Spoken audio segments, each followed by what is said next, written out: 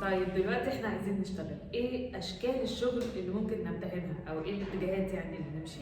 نقسمهم لاربع اتجاهات او انا عاملاهم كده في دماغي، هم اربع حاجات ممكن نمشي فيها. ممكن نتخذ اتجاه ان احنا نروح نتوظف في شركه، او ان احنا نشتغل كعماله حره، او ان احنا نعمل العمل الخاص بتاعنا، يعني نبقى احنا اصحاب المشاريع. او رابع اتجاه ده بقى يعني انا مسمياه كده وعاملاه اتجاه، هو اتجاه السوشيال ميديا، ان احنا نستخدم السوشيال ميديا بحيث ان احنا نجيب فلوس تبقى هي مهنتنا، مش ان احنا نكون بنبيع حاجه عليها، ده موضوع تاني.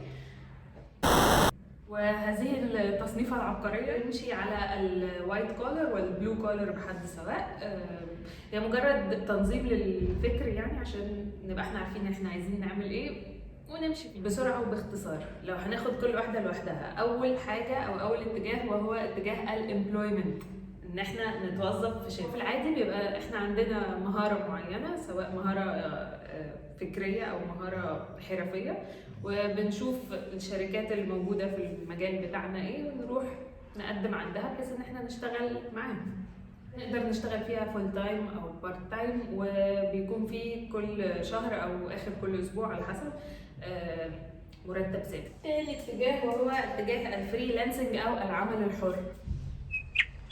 نكمل، بيكون انا عندي مهاره معينه سواء برضو مهنيه او اشتغل لحساب نفسي انا، يعني كاني باخد مشاريع او باخد شغلانات جنب بعض كده، واقدر بالطريقه دي اني اعمل فلوس. الحلو في الفريلانسنج انه بيكون فيه فلكسبيليتي في الوقت، مش بشتغل من 9 ل 5 مثلا والمواعيد بالظبط، ولو ما رحتش اتخصم من الكلام ده. احلى برضو ان انا ممكن اشتغل من اي حته انا عايزاه، سواء البيت او كافيه او افتح مكتب لنفسي او اعمل اي حاجه. من اشهر الامثله للفريلانسرز هما الفيديو اديتورز والجرافيك ديزاين وغيرهم كتير. زي ما قلنا كفريلانسر كل واحد بياخد مشروع يشتغل ويسلمه وياخد الفلوس بتاعته وخلاص. في منصات كتير جدا بتجمع الفريلانسرز باصحاب المشاريع، بحيث انه المنصات بالنسبه لينا هنا في مصر او في الوطن العربي ككل كتير، ولكن دول برضو يعدوا اشهر مهارات، خمسات، people per hour ومستقل. يبقى احنا كده قلنا اتجاه الامبلويمنت واتجاه